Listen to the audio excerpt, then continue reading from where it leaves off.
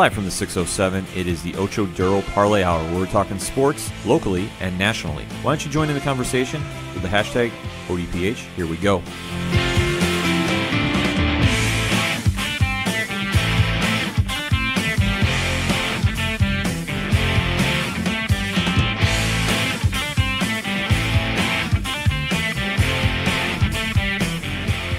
And welcome to another edition of the ODPH, Binghamton, New York's fastest growing podcast. I am your host, Ken M. Sitting in the studio this week, your coach, my coach, the coach, Coach Duffy.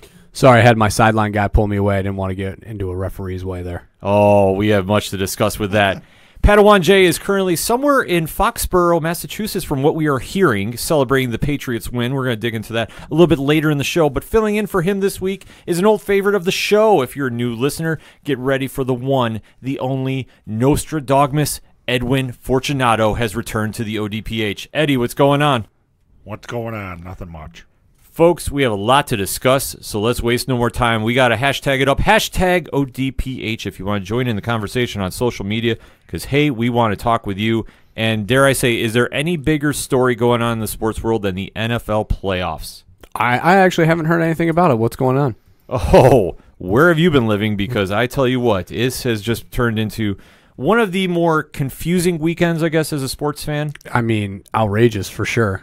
Yeah, this has just been something that, for me as a fan, this is just tough to wrap my head around completely, because the major takeaways has been the wild games that we've seen. It's been the nonsense that's been going on after, and just to dig into the games, I guess there's no easy way to go around it, so we'll just go right to the NFC Championship game first, which kicked off the day on Sunday with the Los Angeles Rams winning in controversial fashion, I guess, against the New Orleans Saints 26-23.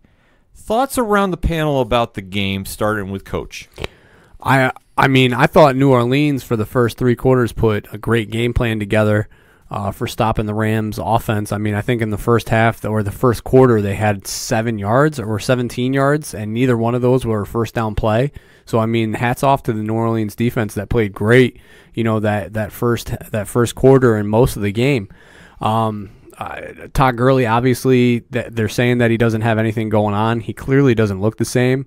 C.J. Anderson, though, has been a lightning rod. How amazing has he been playing for somebody who got cut from two teams this season alone? Yeah, this has been one of the more puzzling things to watch because, like you said, C.J. Anderson has been cut from two teams this season, and now he has found his role, dare I say, and then some with the Rams, and just the right place at the right time going into it. Dog, what do you think about CJ's run this postseason? It's been pretty good. Yeah, I don't know what's going on with Gurley. He spent most of the third quarter stretching on the sideline, so it's like, and they're not saying anything, so. Yeah, it's one of those situations where it's like there's got to be something wrong, because how do you sit an MVP caliber type player like Gurley in the biggest game thus far of the season? Behind. Yeah. Two. Losing, by the way. Behind two, because New Orleans jumped out to that early lead 13-0 in the first quarter. Albeit, though, they should have had that touchdown in the first drive that was dropped in the end zone. Yeah. Which, you don't want to say, in hindsight, is that coming back to haunt them? Yes and no, but that was the tempo they were trying to establish early, because they had to jump out on the Rams team that, I don't want to say it took them a while to find their groove, but I think that it did take them a while to really kind of settle down, because the Superdome was rocking, the Saints were jumping out early, and they were looking like the defending champions, even though they weren't the defending champions.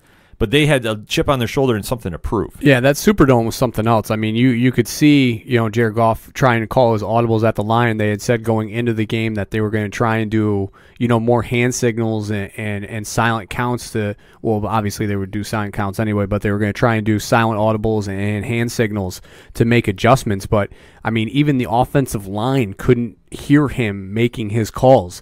When you see your left guard reach over to the center to ask him what's going on with an audible call, that is a loud crowd. That's crazy. Yeah, that was just wild to see, because I know, Dog, you were a Seattle Seahawks fan. There, about loud crowds. How would you describe that atmosphere for the Saints on Sunday? Oh, it was probably a little maddening. Just, I know Seattle gets allowed too, and I think they've had the most, or the opposing team's most false starts in the league since 2000, whatever, 12 or whatever. But yeah, it was just a great atmosphere and just a little controversial at the end. Yeah, because as you saw, I mean, Drew Brees had a great stat day, 26 for 40, 249 and 2 touchdowns, 1 interception, albeit the most costly one he threw all game. And going into the game, New Orleans was up to that big lead, but the Rams came back. Jared Goff, he had a good day too, 25 for 40, 297 and a touchdown, 1 interception. But the Rams hung in there, which you have to give credit to Coach McVay and company on that team. Because being down early, and especially in that atmosphere, for them to come back and really, I don't want to say not falter, but they definitely were not fazed by the moment. And especially with a young team, you really figured that, okay, they might be in trouble. Just, this is a totally different environment. This is something they're not used to. But they definitely kept their composure and definitely clawed back. And then as we start getting into the second half, they made the adjustments and they really shut down the Saints. Only allowing them to score 10 points in the second half. But where the controversy comes in, and this has been the talk of the game, is late in the fourth quarter, there was a missed pass interference call that the Rams got away with. Now, should I even say thoughts around the panel about this one, starting with Coach? I mean, I think it's a terribly unfortunate break that there was 2 referees that were right on the sideline during that play, and it was an obvious blown call. It's unexcusable for the NFL. It's even more inexcusable that, after the post game, to admit complete fault is not a good look. I mean, you have to, but it's still not a good look. It's just, you got to feel for the Saints fans, because obviously we've probably all, as fans of teams, been in a position where there's been a missed pass interference call. Just albeit maybe it was, they were hand checking, or maybe there's a grab of the jersey and a tug here or there. But this was a deliberate blow up by the defensive back, blowing up that running back coming out of the backfield for the Saints. So, obviously, like you had mentioned on Facebook and everything, the Saints blew the game, period. I mean, they were up and they let it slip. But at the end of the day, that pass interference call really could have make or break their season, and it clearly killed them. Dog? Yeah. It was not only pass interference, but there was 2 other penalties that could have been. There could have been helmet to helmet, and then defenseless receiver too. So it's just, there's been a lot of stuff going around about it. So it's one of those situations that, this is the one that everybody's focusing on. But this is also what people need to realize, too, is the Saints gave up that 13-0 lead, and they didn't bounce back quick enough to, close the deal out. I'm not saying the Saints played bad, because they didn't, but the Rams were just up to the challenge. Now, the only thing that I would argue is I saw a lot of people have now, they were videotaping the game on their phone, and they've now been posting it on, social media sites. And I saw one today from the end zone, from the where the Saints were driving to score, so the Rams end zone. And the play, and I tried to break it down as slow as I could, using my finger, but I mean, the only thing that I could think that the refs might have saw was maybe an incatchable pass. Because if you look very, very close, I mean, it's very close, the ball was really behind the running back. Yeah. And it wasn't just behind where it would have been like a turnaround to grab. I mean, he would have fully had to have spun back and tried to catch that pass because of how he ran the route and where Brees put the ball. So maybe that's what they thought. I mean, still they admitted fault. So at the end of the day, yeah, they saw pass interference. But it's like, maybe that's at the game, at the moment, the heat of the moment. And that's what people need to realize, too, is when you have human refereeing, it's always this decision that's right there in the moment. Yeah, hindsight's 20/20. And if you could go back and really examine every play, then sure, you're going to find faults all over the place. But to focus that this is the key point in the game that has been made out to be the huge moment, there were penalties that the Saints got away with. Right, yeah, the face mask on Goff. Yeah. That was a huge one because I mean, to focus in that it was this play and then this completely changed everything, I mean, I think is blown out of proportion in my opinion. because, yeah, it's a blown call. I get it. I fully get it. If I was a Saints fan, I'd be livid. But it's still a referee's mistake. They missed a call. And you can either argue, well, somebody's got to step in. If it's a close game like this, does the NFL officiating office that's in New York, I believe, that does all the instant replays when it's under 2 minutes, do they get involved? And is this where they can kind of override and jump in for future games? Maybe. I mean, if they're there, you might as well use them. I mean, that's what the NHL has them for in New York too, and it's worked and done wonders for the game for hockey. So, I think it's better than, and I know that the talk has been having the coaches it's a reviewable play. Yeah. I think that's a tough spot for the coaches to put them in that position and make that reviewable, especially when you only have, a limited number of reviewable plays, and really you want to save those for, more like a passing situation and not a dead ball play.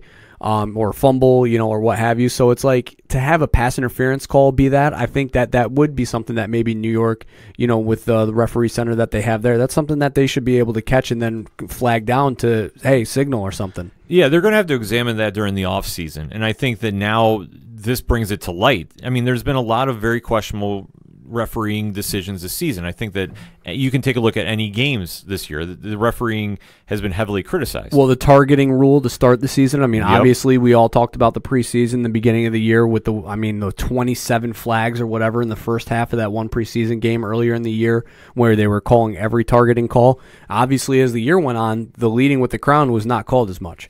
Right. Because, I mean, I watched every Giants game, and I probably saw it twice. Yeah, and you take a look at earlier this season with Green Bay and Clay Matthews, and he was getting called for roughing the passer, and how many times was he getting called with that? Right, but as the year went on, though, I mean, I saw guys landing on top of quarterbacks and then not flagging it, so it's like the consistency and inconsistency is the biggest issue. Yeah, and this is going to have to be something that the NFL addresses in the offseason one way or another. Like, this is going to be a very hot topic that isn't going to go away anytime soon, even though we're talking about the game right now in the moment, and there's been a lot of very vocal reaction about it, and albeit justifiably so. Well, I think the bad thing is that it was the position that it was in, with the magnifying glass that was on that play in particular that really raises the issue, because there's blown calls all the time. Yeah. But this was literally one-on-one situation with a linebacker and a corner safety and a running back coming out of the backfield, two referees, and just the camera right there. Yeah. It's not like it was on the opposite side of the field where it's like,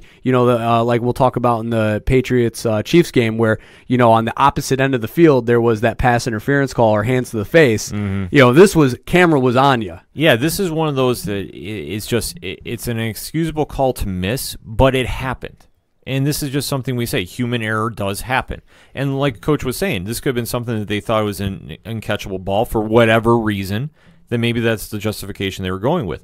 Albeit, though, after the game, they did admit they missed the call. Right, yeah, and that's the killer. That's the takeaway, because now that raises up a whole bunch of different ideas and just different directions that the NFL is going to need to look at. And obviously, it did have a huge impact on the game. Was it the most crucial? It's debatable. It's a very interesting topic, because you would figure the Saints were going to go down the field and ice the game and go from there. Albeit, though, it caused overtime, and then that's when Drew Brees got hit and threw that costly interception that set the Rams up in field goal position. Yeah, I mean, let's just talk about overtime, too, in the NFL. It's a joke. It's a joke. Yeah. This is something, Dog, what's your feelings on overtime in the NFL? It's kind of a slippery slope, I think. It's just... They changed it. They changed it to the first possession. If a team scores a touchdown and the game's over, I've had my situation where that Seahawks went down and scored, but it's like, how do you not give the other team the ball? And especially with this, the Patriots and Chiefs game, not having Patrick Mahomes get a possession in overtime when he's probably going to be the MVP. It's just like... It's one of the more interesting topics, because, I mean, you elaborated a little bit. Try saying that 3 times fast. It's one of those situations that the NFL has made some strides in improving compared to how it used to be played. But now you kind of have to question, okay, do you give both teams a possession and then let them go from there? And then how do you justify? Do you give them one, the extra time frame, or do you have to give them another period if they don't go? Because as we've seen this season, we've had ties in the NFL. Yeah, I mean, for me, it's like this is the one thing that college gets right. Mm-hmm. And this is the one thing that college has advanced in and kind of surpassed the NFL as far as that goes, because here, you have a system where it's a coin toss. Whoever wins the coin toss can elect to either be on offense or defense first. They start on the 35-yard line, and you got to score. And if you score a touchdown, then the other team gets the opportunity on the 35-yard line to try and match that. And if they don't, the game's over. Yeah. But either way, you're both starting in the same position, and it's a fair, trade-off possession for possession. And obviously, I mean, we've seen overtime games in college football that have led to, granted, 10, 15 rounds later. Yeah. But those have also been thrillers. They've been thrillers, and you just have to look at it from the perspective of, okay, is giving each team an equal chance to score. And granted, sometimes you get the later rounds, the 7 overtimes, the 8 overtimes, I mean, whatever the case is. There's been many times where it's gone multiple rounds. I still think it's fair enough that even at the pro level, this is something they're going to have to look at. Because now you have to argue, and I know the Saints game really isn't affected as much as the next game we're going to talk about. But still, it's a situation where you're going to have to look and say, okay, one possession, is that enough? They get a field goal, the other one can get a touchdown. I mean, is this something that needs to get relooked at? And obviously with how this game ended and how controversial it is, and there is plenty of fan reaction of how this game ended, that this is going to be a subject that the NFL is going to have to look at moving forward. Well, and I think my biggest problem with it is that it's a time frame domain that can end in a tie. I mean, obviously in the playoffs, you don't have to worry about that. But I think my biggest issue is that you don't want these games to end. And I mean, what we would have played a 15-minute quarter, had nobody scored, gone back and played another 15-minute quarter. I mean, if you ask me what the players probably would prefer, I bet you they would probably prefer the trade-off, tick for tat, round for round, versus going another 15 minutes. Oh, yeah. 15 minutes, and another drive and another drive and another drive, For how physical the game is at the professional level, especially. Yeah, exactly. To go just 15-minute quarters, I mean, that's insane. Because, I mean, on a 35-yard line, it could be 2 plays. Yeah. For a touchdown. One 15-yard pass, then another, 20-yard pass, and you're in the end zone. So it's like 2 plays and you're in, versus the NFL where it's a kickoff. Now you're starting at the 25, and you got to drive all the way downfield to try and score. That's, at least 10 to 12 plays every, in a possession. Right. I mean, it's going to be something they're going to have to look at to moving forward, because obviously, with especially the missed pass interference call, I mean, I think that's throwing more gas on the fire, so to speak, that did the Saints get their fair time to get, to respond and to get a fair chance to win the game? It's debatable, but under the system, the Rams capitalized on catching that interception. Right. And going from there. And, I mean, when they got into field goal position, that really set the tone, and they drove it home. And, I mean, you can't really say anything more about it. And I think, like you said, I think the overtime rule affects more, like Dog was saying, too, in the Patriot-Chiefs game. Yeah, which we're going to get into next segment. But let us know what you think about this game, folks, because I'm really interested to hear about what your reaction is to the Saints-Rams game. Was the pass interference call that detrimental to the game? I know that there's been a lot of talk about different ways to go about it moving forward. I want to know what you're thinking. The panel wants to know what you're thinking. Hit us up on the hashtag ODPH. We're going to take a quick break, talk a little AFC Championship game when we come back. Hey, this is Brian Wolf from Fair City Fire. You are listening to ODPH, the greatest podcast in Binghamton. Woo!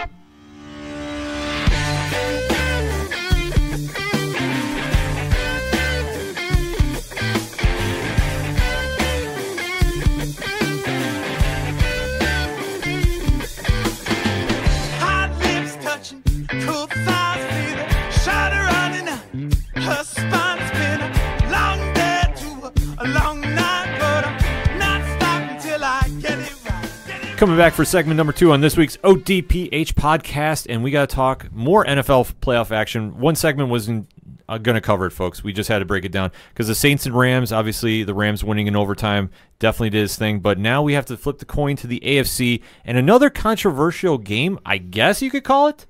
Dare I say? Yeah, I mean, you can definitely call it an exciting game.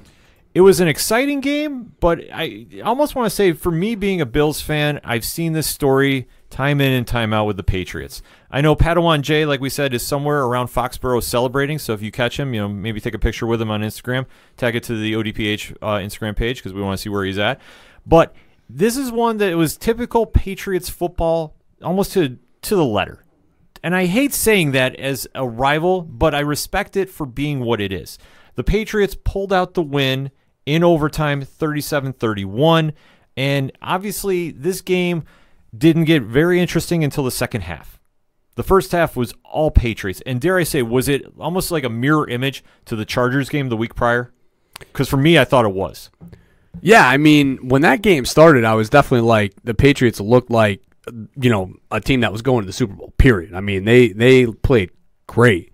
And then the Kansas City made some adjustments. But, I mean, hats off to Bill Belichick and that defense, because that defense was inconsistent all year, to say the least. Mm-hmm. And they put the clamps on Kansas City for most of that game. Yeah.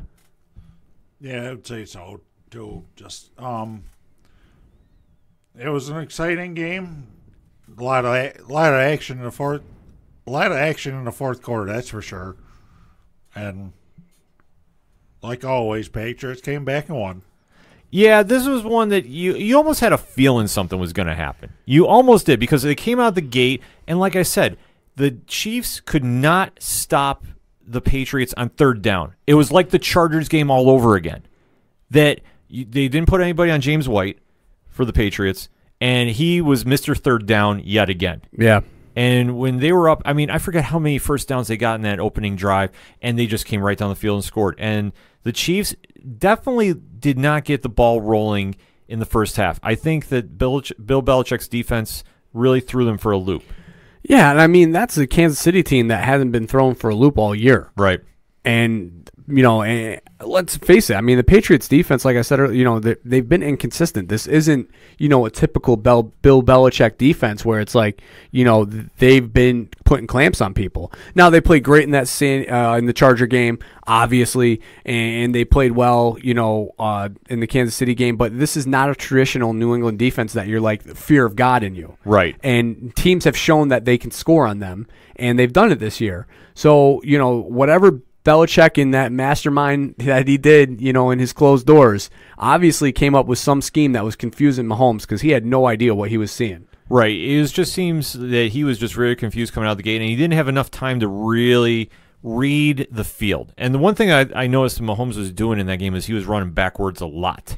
And that was really not helping his matters because every time he was going back, he was getting sacked or he was getting pressured. That it was just negating the offense too much. Yeah, I mean, I think strength for Mahomes is that Brett Favre, Aaron Rodgers-esque, running out to the left-hand side, and being able to throw across his body in some weird fashion or, rolling outside of the right hand of the pocket and, stepping into a throw. Obviously, those are strengths that Belichick, made sure to get pressure upfield, so he had to run backwards. Mm-hmm. And, the linebackers and defensive tackles and nose tackles were able to put pressure up the middle. Right. And that was something that we haven't really seen anybody do to Kansas City all season. And it was a smart play for them because, like I said, Kansas City definitely took their time getting the ball rolling. And there's the one thing that I know I was posting on social media about is when they started the third quarter and they were down 14-0. I was like, if the Chiefs want to get back in this, they have to put somebody on James White third down, and they have to start throwing screen passes just to break up the offense. Because the thing that Mahomes was trying to do too much of early was go for the home run. And that was haunting them, I think. Well, yeah, I mean, defensively, what they also did, not just stifling Mahomes, but they put a double team on Tyreek Hill the entire game. Yeah. Which was interesting because Travis Kelce won, Kansas City a game earlier in the year with the 2 or 3 touchdowns that he had in an early week game, week 3 or week 4.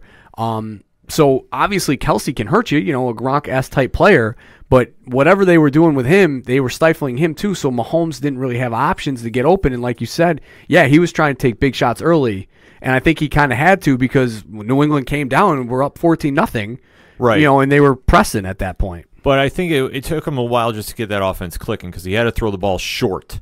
And then he could really kind of go in and expose the defense because they were expecting the home run too much. That it's like I know we're talking mixed sports here, but you just had to get a single instead of hit a home run, and then when you get your runner in scoring position, that's where you can hit the home run.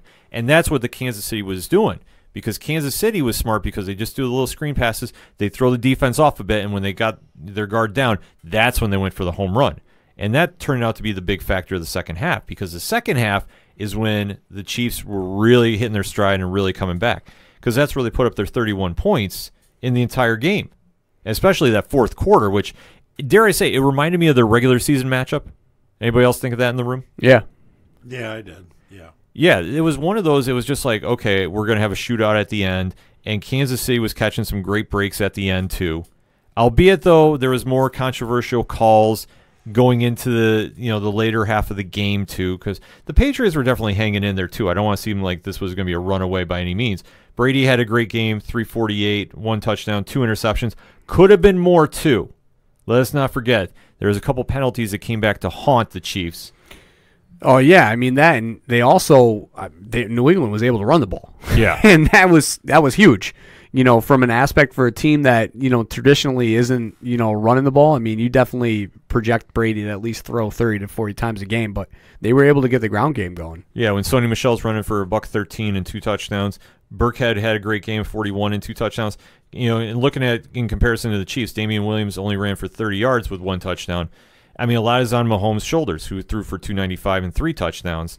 But when it got down to the crunch time and then going into the end of the game, we saw the whole, I want to say it was like the dress meme. Did Edelman catch the ball or did he not with the punt?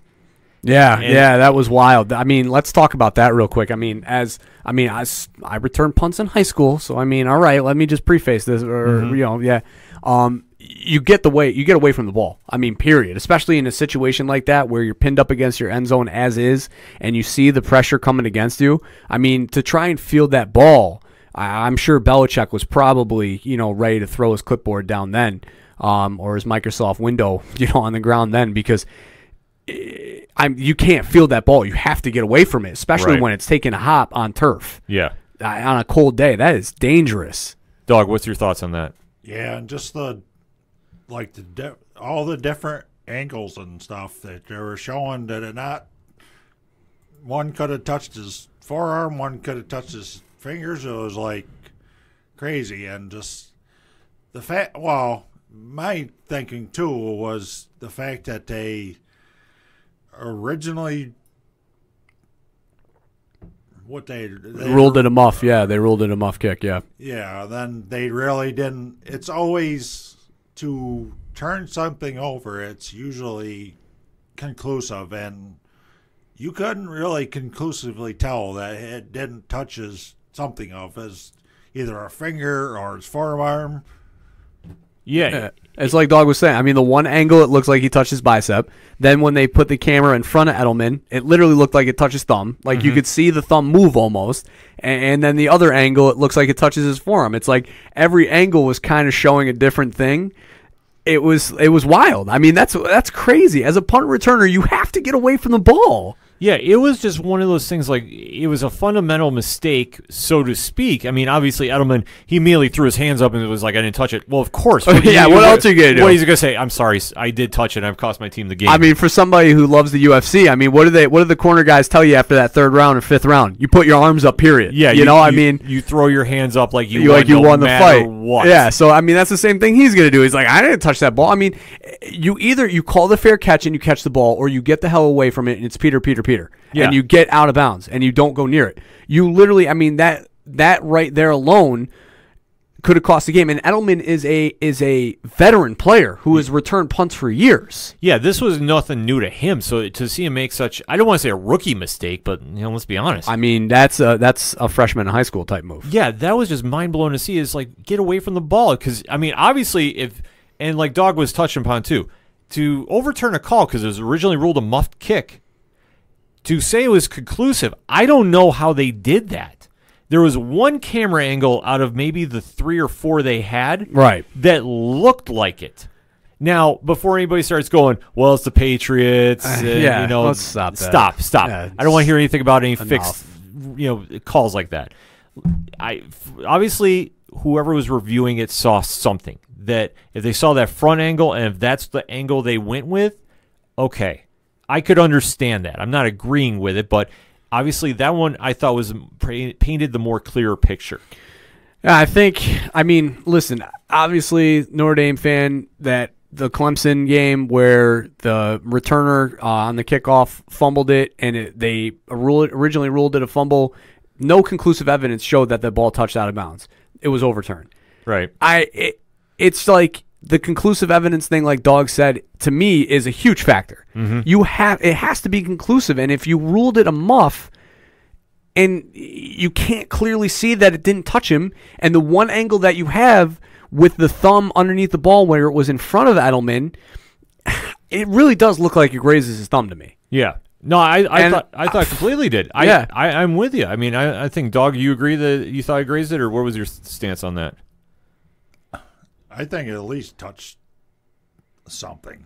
I agree. Yeah, I mean, it's not conclusive, basically, is what we're saying. Yeah, I mean, that's the thing. But obviously, the ref's decision is final, no matter how much you want to argue it. And granted, there was a legitimate case. I think that one, honestly, for me, I think was more argumentative than the Saints-Rams mispass interference, because that was at least more blatant. Yeah, that was egregious. This was egregious. More of a, okay, it could go either way, you know? But this one was just like, to flip it. I mean, it's one thing to miss a call, but when it's called on the field and you don't have that conclusive evidence, right? I'm sitting there going like, you can't change it unless you're completely buying in on that front camera angle. That's the only way. But how? I mean that. See, to be the front camera angle is the damning one, because that's the one that looks like he touches his thumb. Yeah. So I mean, that's the real question: is like, what were they seeing? And to flip it, I mean, obviously, it didn't come back to haunt them or to hurt Kansas City, because the next play, I believe, Brady got intercepted. Yeah. So obviously, it kind of worked itself out. But looking at it, I mean, this could have been detrimental, and this is what we're talking about, with officiating and just, the problem that's haunting these games, because they're exciting games, but this is like the big, dark cloud that's hovering over the league right now. Well, and then we go later on in that drive, or not that drive, but 2 drives later, with Tom Brady coming down, the phantom. You want to talk about egregious face mask call? Oh, the egregious roughing the passer. Roughing the pass, yeah, hands to the face of the quarterback. Yeah. Dog, do you have any statement on this before I go? I'm giving the mic up right now before I get going on this one. No, it was just, I don't know. That's why I think they need to make stuff like that reviewable, boys. You have to get at least somewhat calls correctly made to maintain the flow of the game. Hold on, Ken. Hold on. Before you cut your promo. All right, real quick. I'm watching the game with my wife. The flag goes up. That she's screaming. I go, listen, Aaron, calm down. Watch the replay. You can see, and the referee that makes the call is in a bad position, because he is behind the play on the left-hand side of the quarterback, and all he can see is that defender and his hand coming down on Brady's head. And if you watch it close enough, you can see Brady's helmet move, and from that referee in his position, it easily could have looked like he swiped down and caught his helmet. Go ahead. But that being said, I guess where I go with it is, okay, in a situation like that, shouldn't he get with the referee that is looking at the side where this is happening and maybe kind of have a meeting of the minds? Because how you call that pass interference, or not pass interference, I'm sorry, you call that roughing the passer, is mind-boggling to me. It's something I struggle with, because he just hits him, and yeah, Brady kind of moves his head, but it's not like he sold it. Right. To say like he was really hurt. There was some contact, sure, but if the referee is flagging it from behind and that's how he's seeing it, then where's the referee on the other side where they've had meetings where they've kind of talked about where they've seen it? Yeah. And that's my problem with this is, okay, the inconsistency of where they're going with this. Because if they're obviously not looking at the same thing, or you are in a situation like this where, okay, we're talking playoffs. If you're not sure about something, this is where you guys meet about this and discuss it. I think the problem is the responsibilities that each guy have, because one guy is watching the line, right, and not watching the quarterback play, and then the back judge is there to protect the quarterback basically and watch that and watch the any holding calls. So it's like the responsibility that the two men have are kind of different, but one's in a better position than the other one, but he's not necessarily there to watch the quarterback. He's there watching the defensive and offensive line for holding. Right. And I think that's a problem, though. It is, but I'm just saying, in a situation like this, I'm sure they're all looking at the same thing in some variation, too. Yeah, and they are. There's got to be overlap when you're both watching the offensive and defensive line. And that's where my point is about this, is like, yeah, there is some overlap. I'm sure of it. And that's the situation where you meet and get the call right.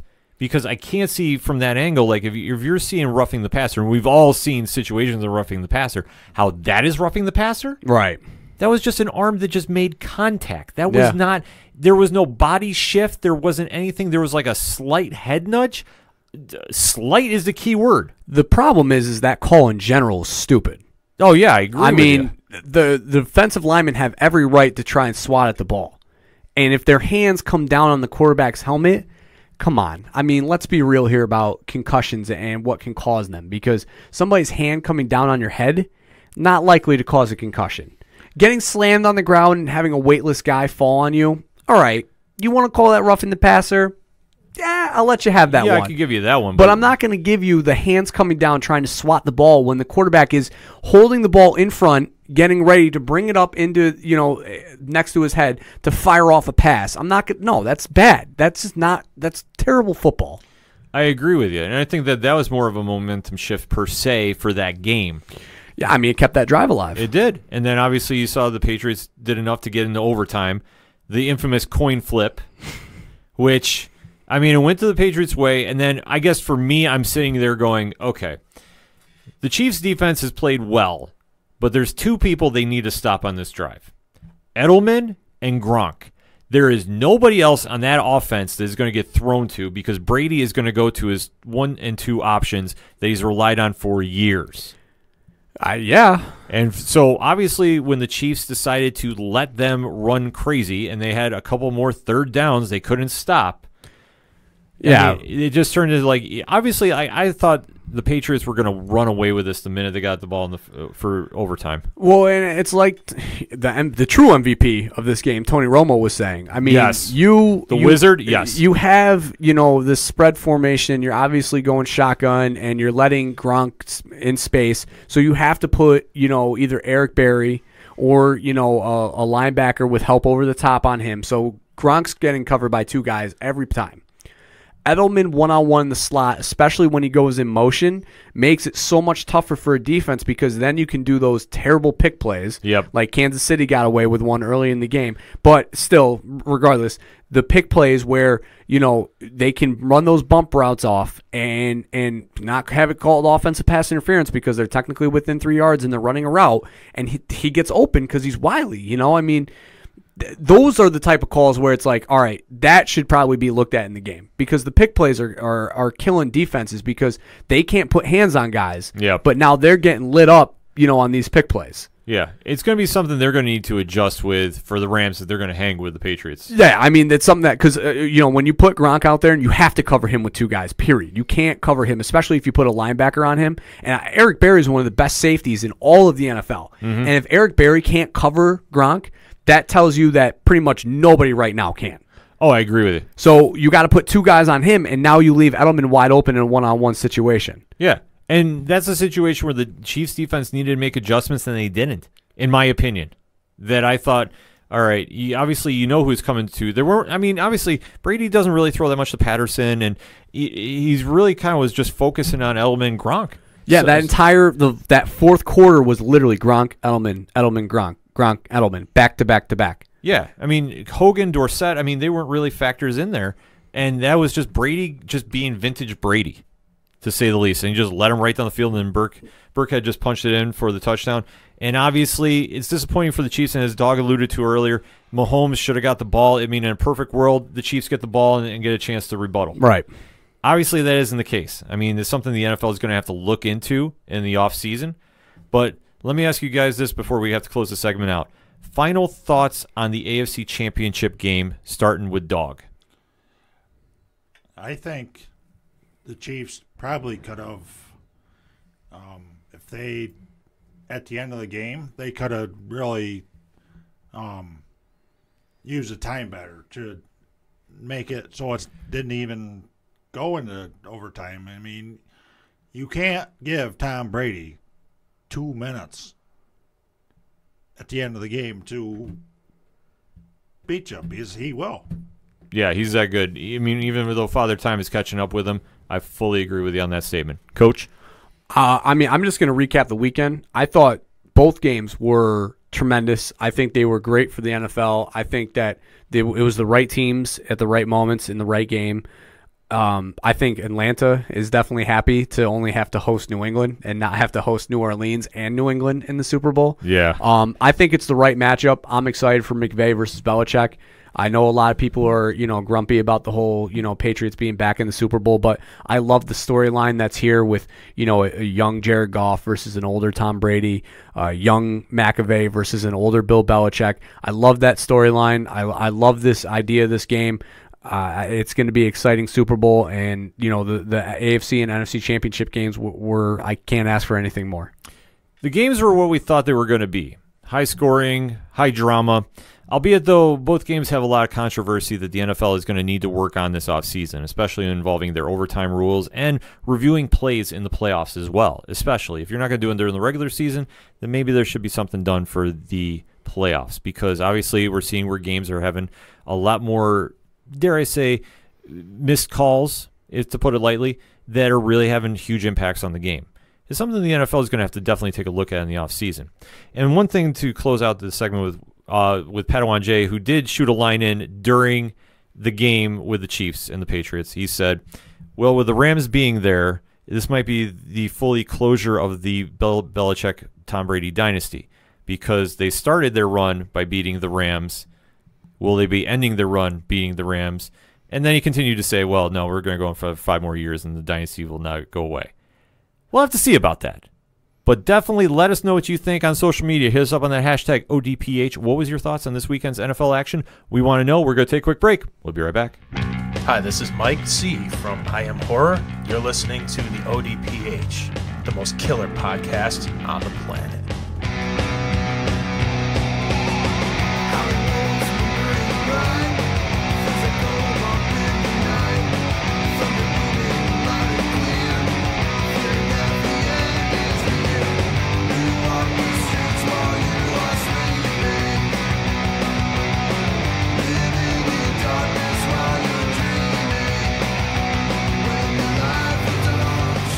Coming back for another segment on this week's ODPH, and we have to talk UFC Brooklyn. Dare I say, the UFC made a very big statement on their first televised card on the ESPN networks. It was on ESPN Plus for the main card, ESPN for the preliminary rounds, and there's 2 fights that really stand out from that card. And obviously, if we have NostaDAWGmous on the show, we are going to be talking about one, Donald Cowboy Cerrone against Alexander Hernandez. Thoughts around the panel about the fight? Obviously, let's start with Dog. What you think? I think it was good. Cerrone won. I think he looked very good, especially against a younger opponent. Just I know they were saying I was listening to Chael Sonnen, and he's like, he slowed down the fight, and usually that doesn't work, but I think it worked here because he didn't throw as many shots, but he was more precise throwing them in his combos, and just stayed in there with Hamilton and finally knocked him out. Yeah, he stayed in there with Hernandez, and he definitely was staying the round. Coach, what were your thoughts on that? Yeah, I mean, I thought Cerrone looked great. I mean, for 37 years old, coming in and getting a big win here. Obviously, the revamping his career here. So it's definitely, I think it's more interesting kind of for them to see where it goes from here. Obviously, I know that he's talking Conor and everything, and Conor's got some fights lined up. So it'll be interesting to see if they pair him with McGregor. I know McGregor, said if he fights like that he'll take that fight. But I thought it was definitely a good fight. It was exciting. Cerrone looked great, like I said, and I mean, it'll be, like I said, it'll just be interesting to see where they go from here. For me, this was very interesting to see because, one, the renaissance now of Donald Cowboy Cerrone since he's left Greg Jackson's camp, and he's 2-0 since he's left. Obviously, against Platinum Mike Perry, he looked like a different fighter completely. I was gonna say, he looked more well-rounded from previous fights, from what I've seen in earlier days, and his stand-up game looked way more efficient. Like Dog was saying, he just looked like he was older and wiser, picking his spots and picking and choosing, and yeah. The one thing I also took away from it too is he hasn't came out to that slow start that we're used to. Usually, it takes him a while. Dare I say, like a mid-first round before he really gets going. Hernandez pressured the pace. I thought he came out with a really great game plan. He did pressure Cerrone. The only thing that happened, though, is when he started getting, Cerrone was kind of working angles, he took some bad body shots. And I think Cerrone hurt him early. Because then you saw him kind of tensing back, and he was giving Cerrone enough room to kind of, obviously pick his stances and work his combos. And that's something that a veteran fighter, weathers a good storm. Obviously, Cerrone's chin still holds up at this age, too.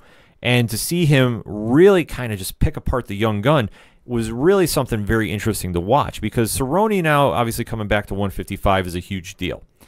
Hernandez is going to be a future top 10 contender. Obviously, this is just a minor setback for him. I thought he looked good, but he did get slowed down by a wiser veteran. Now, obviously, Cerrone looked impressive, getting the TKO stoppage in the second round. Going into what his future might hold, he's obviously a name, and obviously you could throw him in any big money fight. Everybody was throwing in Conor McGregor about this. And obviously, he wants to do it. Conor wants to do it. Cerrone is willing to go to Ireland and fight him over there. I think they should do it, because I think for the lightweight division, obviously the fight that true fans really want to see is Khabib versus Tony Ferguson. If everybody can just stay healthy, that's the only thing I ask for 2019, is they stay healthy and we get this fight. Obviously, there's a couple other names that you throw around in the 155 division. Dustin Poirier is one that you kind of go, okay, what's going to happen and what's going to be the fallout from here? I think the Cerrone-McGregor fight makes a lot of sense. I think if Cerrone beats McGregor, he's back in title contention instantaneously. I think if McGregor beats Cerrone, I think that obviously you could say, okay, he's earned his title shot yet again. There's a lot that would be riding on that fight, and there's a lot that you can kind of go, all right, a lot of different areas of this can all play out. I think it makes a lot of sense for the UFC, because the one thing that they've been lacking lately is star power on their cards. These superstars, obviously Ronda Rousey's doing the WWE thing. George St. Pierre is like in semi-retirement. Anderson Silva is on the back end of his career, though he's got another fight coming up. It's just they're kind of needing to pass the torch, so to speak, to the new generation, but they also have new stars that they have to, kind of see where they go with. And none are bigger than Conor McGregor. Donald Cowboy Cerrone is one of the biggest names in the sport as well. To put them on the same card and have them fight in their primes, like this isn't something they would fight 5 years past, or dare I say, like into Tito Chuck 3 realm, which obviously should not have happened, and we've already discussed that in other fights, in my opinion. Or other podcasts, rather. So to say that this fight needs to happen, I think is an understatement, and I think this makes a lot of sense. The only one I think that would be hurt by this is Dustin Poirier, but I would say if Tony Ferguson can't go, give Poirier the shot. In my opinion, makes a lot of sense. Yeah, I mean, they got to do something, and like you were saying with Cerrone and McGregor, it's like, where's McGregor's head at really right now coming off that Khabib fight? Obviously his training camp and head coach right now are kind of wishy-washy as far as even letting or wanting to work with Conor for another fight. So it's definitely a situation, I think, that if you're going to do the Cerrone-McGregor fight, that you got to do it now, and you can't delay. And I think, Khabib, I think you just got to put him in with somebody. You got to get him right now. He is the hottest that he's going to be right now coming off that Conor fight. Oh, yeah. So it's like, why not capitalize on this situation right now and put him in with whoever's ready, whether it's Poirier or anybody, really. Yeah, really. Yeah, I mean, just get him in the octagon right now. It's either Poirier or Ferguson, in my opinion. Yeah, like that's the only two fights that make sense for me with Khabib. I mean, there's a couple other contenders that are in 155, because obviously that is the deepest division in all the UFC, which is crazy to think about, because 3 years ago it was like the light heavyweights were it. Yeah, but the 155s have always been consistent, but Right. they've always been so deep that it's kind of like the norm.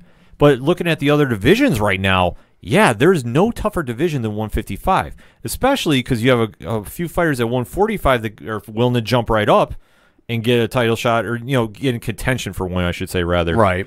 Which, I mean, this is going to be something to watch, but I think obviously the fight you got to go with is McGregor versus Cerrone. That makes so much sense on so many levels for me.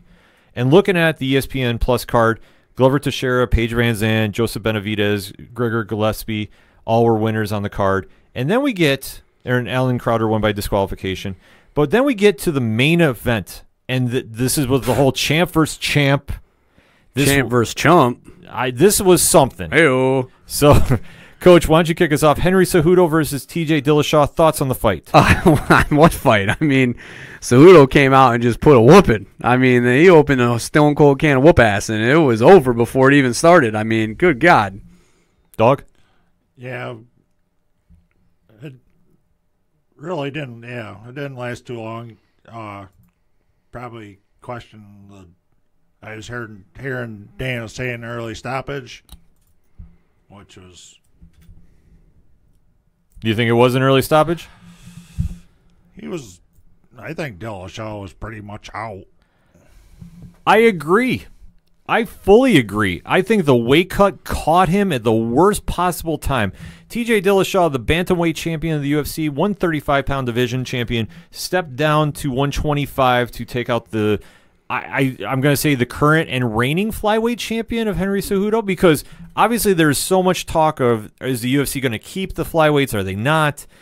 This fight proved, obviously, Cejudo saved the division, in my opinion. If Dana's wondering, okay, can the 125 survive? Obviously, Demetrius Johnson is now in one fighting championship, part of the first ever trade in the UFC, or MMA history, to my knowledge. Correct me if I'm wrong, social media, hashtag ODPH. But to see Cejudo come out and did not back down and took the striker out at his own game, and obviously I think the weight cut did play a factor in TJ absorbing those shots. And obviously to end the fight in 32 seconds, did I think it was an early stoppage?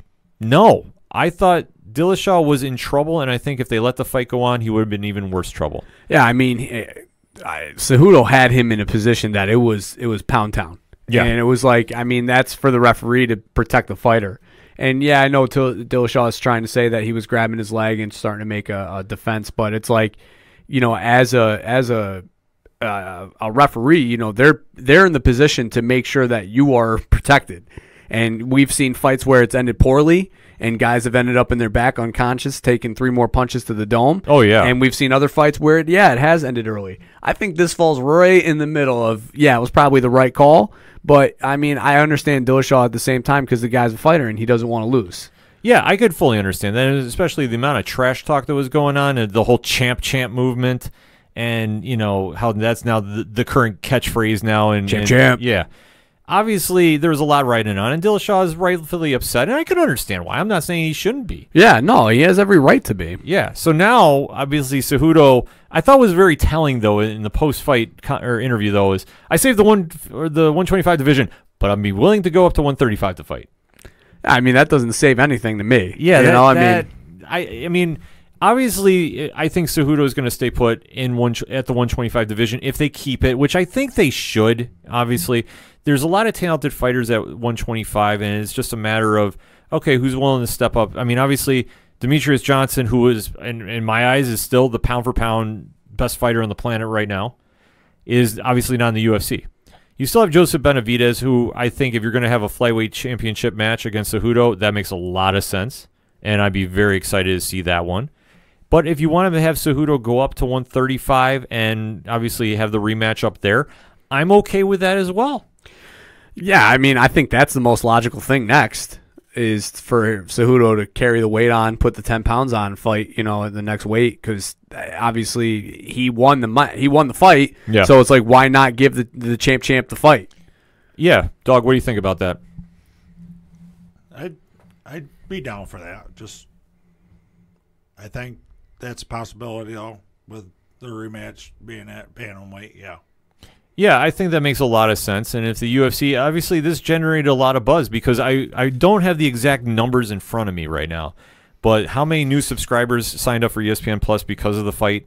Well, I know one sitting right next to me. Yeah. I was a long ratings member. I was pumped, though, like we said when we were talking, that I forgot this card was on ESPN Plus. So, I mean, I want to talk to you about that, though, Ked. Yeah. As a UFC fan, what'd you think of ESPN's coverage of their first UFC event? I thought it was good. Obviously, though, I think that for me, I miss Jimmy Smith on commentary. Okay. Who was a longtime Bellator guy. He just the UFC did not carry his contract over. For me, I thought he should have been on the show. And I thought that, it's something that the Fox went through the same thing, in my opinion, like when they started doing UFC coverage. Okay. And I think for ESPN, I think that it was good, but I think there's some ground that they could definitely improve on. What'd you think of an active fighter doing color? You mean the coach there, Trevor? Cormier. Cormier. Cormier, I got no issue doing that. He's done it before. They've had fighters do that before. Frank Mir used to do that. Yeah. Dan Hardy was. Obviously Dan Hardy has a different situation of what he was doing. Well, I mean, with those, DC is still very active in it. Being the heavyweight champion. So he's very in the thick of things. So it's a little different than a Frank Mir, who was kind of in and out of the octagon and everything like that. So yeah, I honestly I didn't have any issue with it. I didn't struggle at all. I thought Cormier, I think, is very good on the microphone. When he's talking about fights, and he does have like a certain fan perspective in it. Right. So for me, I like to see when fighters do that, and especially if there's fighters that you're very charismatic. Sure. So I like to see that. That's why I like hearing Chael Sonnen talk, because Chael is Chael. Right. Love him or hate him, he's very intelligent when he talks, and he always has a very unique style. Similar to Bisping, who was on the pre-show. Yes, so which I love seeing. Yes, that made me extremely happy because I am a diehard Michael Bisping fan. So to see him on the show, I thought was great. I think that for the first shot out the gate, I thought they did good. Yeah. Am I going to say it was a home run completely, the whole package? No. But I think that the more they start getting further invested in UFC, MMA, and really have people on there that know what they're talking about, are very passionate about it from top to bottom. Right. I think that they can only grow from here. So I did like some of the stuff I saw for the most part. So I thought something that caught me, which was a little interesting, though, was the Cerrone fight being on the pre-main card and being the main event of that. I thought that was an interesting kind of thing because they wouldn't normally do that with Fox. No, they wouldn't, but this is my understanding of this. Okay, if you're a casual fan, let's say you've never really watched a UFC card, and you hear about this guy, Donald Cowboy Cerrone, who has been nominated for an ESPY. I'm talking casual fans. I'm not talking diehard fans. Sure. Casual fans know he's been nominated for Fighter of the Year a couple of years on the ESPYs, and he's fighting on free TV. Well, that you don't have to pay for, obviously extra.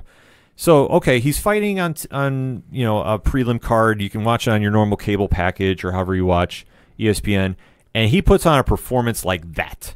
And it was a great fight because it was going to be either way with him and Hernandez. Right. That will entice you to go, I wonder how the rest of this card is going to go. And the deal is with ESPN Plus, I believe it's a 7-day free trial. Yep. So you can actually sign up for it. Y'all missed the 30-day. Yeah. And you could actually watch the card and be very impressed because most of that main card was great fights. Yeah. There was only one that wasn't. I don't even want to get into that. But everything else on that card was great, in my opinion. And that would be something that you'll get hooked on, like you would get hooked on the first time you saw the Ultimate Fighter finale, and with Stephen Bonner and Forrest Griffin beating the heck out of each other for 3 rounds.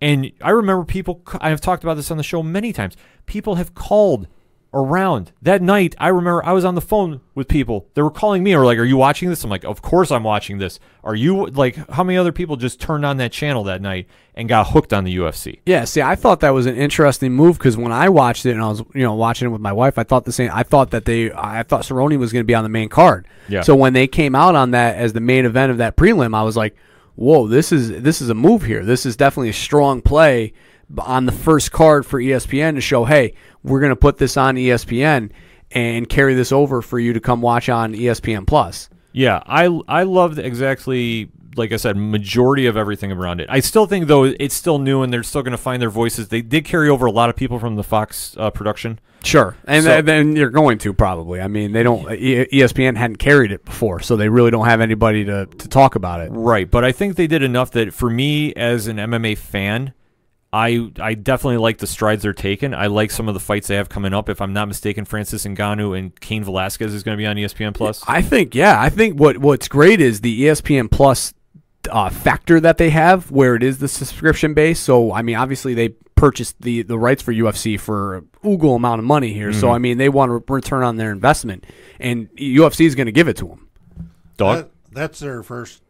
The Ngannou Cain Velasquez is their first fight night card. Oh, okay. Fight night. Their actual UFC fight night. Yes. Interesting. Well, that's something we're going to have to keep a definite eye on the panel, and I'm definitely excited for that one. And I'm already saying Cain Velasquez is going to. I say he is a panel favorite, and I never go against Cain on this show. I am super excited for that fight because it'll be a good test for him coming back. I know I'm jumping the gun, but I'm that excited to talk about UFC. And final thoughts on the UFC on ESPN Plus card before we close out the show, starting with Coach. I thought overall, I mean, I would be, I guess you would say, that casual fan that, dabbles, and I thought it was great coverage. It definitely seemed a little more quick-paced than like a typical Fox card, which I thought was nice. I mean, it felt like they kept everything moving, which, helped keep my interest in everything. And it was a great first card. I think UFC nailed every fight on the head with what they were trying to do, which was attract viewers to this new media outlet. And, I mean, it felt very much like the Spike days. Mm-hmm. Yeah, that's what I felt like to me, because they used to give big cards on Spike. Yeah. And, I feel like Fox might have gotten a little shortchanged, but great first card, and the fights that they have coming up look even better. Absolutely. I think it was a great first night. Overall, I think it went very good. I think I like the way the ESPN Plus is set up. That way you could either have that on your computer and be watching something else on your TV. That way you can, because we all know there's other sports on at this time, possibly baseball starting up, hockey still going, so it gives you a little leeway of watching, being able to watch everything and still follow up.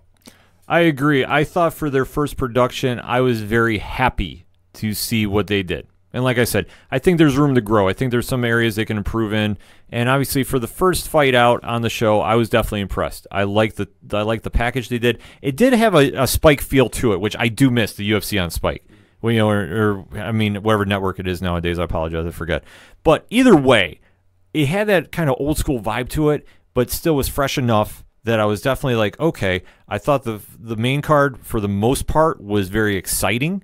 I mean, there's a couple fights that, unless you're a really hardcore fan and you're into grappling, you might not have dug as much, because there was two fights that stand out that was really grappling. Gillespie and Medeiros, that was one that was just a straight-up grapple fest. Yeah, and Benavidez. Fest. Yeah, and Benavidez versus Ortiz. So unless you're into that, you're not really kind of into it. That won't catch your eye.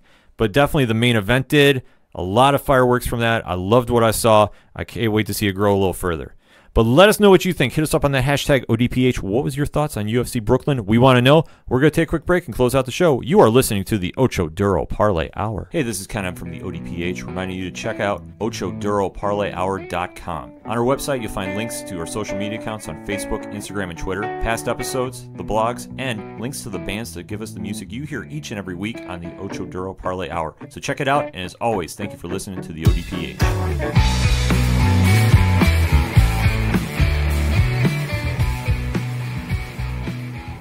Coming back for the final segment on this week's ODPH, and we got to do that local minute. Now, obviously, the weather here in the northeast of New York has not been the favorable one, shall we say, to put it mildly. A lot of snow, a lot of freezing cold. So some games have been postponed for both the Binghamton Devils and Binghamton Bulldogs this past weekend. So going into that, Friday night, the Binghamton Devils were on the losing end, 5-3 against Utica, and then the Saturday game against Syracuse has been postponed to February 26th because of the big snowstorm that hit here in the 607. Monday night, though, they did face the Crunch at Syracuse and were on the losing end 2-1. They are traveling to Rochester on Wednesday the 23rd before coming back Friday night against the Hartford Wolfpack, classic video game night. Dare I say, that's worth the price of ticket alone. Blades of Steel. Yeah, absolutely. More information on that, binghamtondevils.com. And we got to talk those Binghamton Bulldogs as well. Coach, dare I say, we were a little disappointed with the weather because obviously Syracuse Stallions were coming to town. Big matchup, man. Number 1 coming in town. Huge matchup. That game has been rescheduled for February as well. But fear not, the Binghamton Bulldogs are back in the dog pound, a.k.a. the yard, a.k.a. we're still trying to find a new name for it. But either way, if you've not been to a Binghamton Bulldogs game, what are you waiting for, folks? You have your chance this Saturday, January 26th. They're hosting the Elmira Eagles. 7:05 is tip-off. More information about that, binghamtonbulldogs.com. So the sports will hopefully continue on without the snow and freezing cold of the past week, and we'll be able to get to some games. So definitely support your local sports scene wherever you're at. Time to round those bases. Coach, why don't you lead us off? So the Senior Bowl is Saturday for those who are looking forward to the NFL draft for your teams that are not in the Super Bowl. A good chance to catch some of the seniors that will be eligible to come into the draft this year. 4 Notre Dame players made the selection this year, so I'm excited to see how they will play, as I will be checking out the Senior Bowl Saturday on ESPN. Definitely exciting stuff to see. Obviously, the Senior Bowl has got a lot of draft implications, so you know that a lot of NFL scouts are going to be there, but just for the fan perspective, the last collegiate game for a lot of players, definitely is going to have a super, super impact moving forward. Dog, what you got for the local, or round in the bases, shall I say? Almost said local minute. And the NFL doesn't have a week off as the NFL Pro Bowl, AFC NFC Pro Bowl, and I think the fantasy draft. They're having a fantasy draft that's going to be televised. I heard something about this, that they're going to try doing like a fantasy draft, so to speak. Yeah, I think they're doing a draft this year instead of just doing teams. Interesting to see. And that game is Sunday. And also, the NHL will be on their All-Star break. All-Stars competition Friday night. And the NHL All-Star game is Saturday night. So a lot of good hockey action going on. It's kind of the midway point for a lot of the sports. Like we said, the NHL is on their midseason break. Blue Shirt Nation, where you at? Rangers, we still going to swing in there the ace seed somehow, some way. It's going to be ugly. It's going to be messy, but we're going to find a way to do it. And with the NFL doing the Pro Bowl this weekend, too, because there's going to be no major games going on. It's going to be kind of a little more relaxing weekend. And kind of, a nice thank you to the fans for supporting the league this season with the Pro Bowl.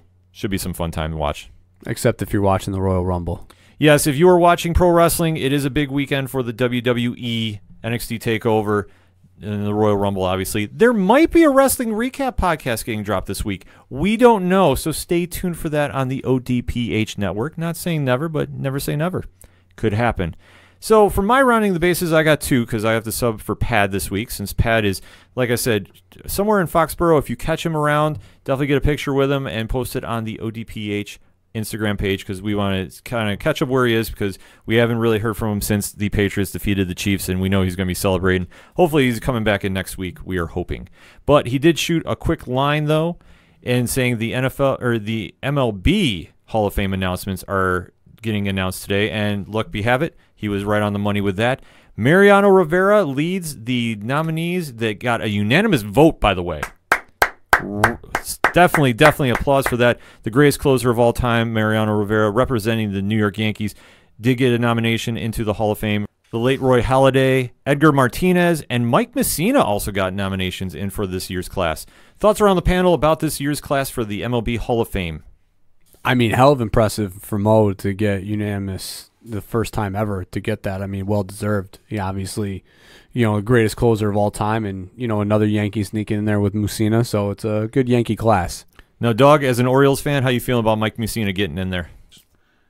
He'll be he'll always be an Oriole in my books. I know he had down the pinstripes, but Oh, it's being Oreo. He's rocking that Yankee hat in there. He definitely is. I mean, but this year's class is so stacked. I mean, Mariano, the late Roy Halladay, Edgar Martinez, Mike Messina. I mean, all of them are definitely worthy candidates to get in. Super excited for everybody that got in this year. And, I mean, obviously this was a stacked class that they had to, were going up against. I mean, there's a lot of names that just missed out. But dare I say, I mean, MLB is always so rich in tradition with the Hall of Fame that to see, who finally gets into Cooperstown is always such a big deal. It's always an exciting time. And my last rounding the base, dare I say, there was some boxing action that happened this past weekend. Manny Pacquiao defeated Adrian Broner on the judges' scorecard. Albeit, though, there was one, dare I say, was a little discord with that, should we say, Coach? I mean, I might be 3-3-1 in my last 7 fights, but I'd be 7-0 against you. Amazing post-fight clip. But, yeah, Pacquiao defeated Broner, and there is now talk, again, if you are interested in hearing it, about him versus Floyd Mayweather. I honestly have no interest in seeing this fight again. Dog, you have any interest in seeing this? Not a one. Coach? No. I have to agree. The next boxing bout I want to see is either Joshua versus Wilder or Wilder Fury 2. That's the ones that really excite me. I'm not even that amped up to see Canelo Triple G again because Triple G won both fights previously. So I had no need for me to see the trilogy. But let us know what you think. As always, hit us up on the social media. Hashtag ODPH. That's all we got for this week. So for NostaDAWGmous, Edwin Fortunato, thank you for coming on the show. Thank you for having me. For your coach, my coach, the coach, Coach Duffy. Good night and good luck. For Padawan J, wherever he's at. For Sound Guy Galore, JR, who will be back sometime. I am your host, Ken M. Thank you as always for listening to the Ocho Duro Parlay Hour. We'll see you next time.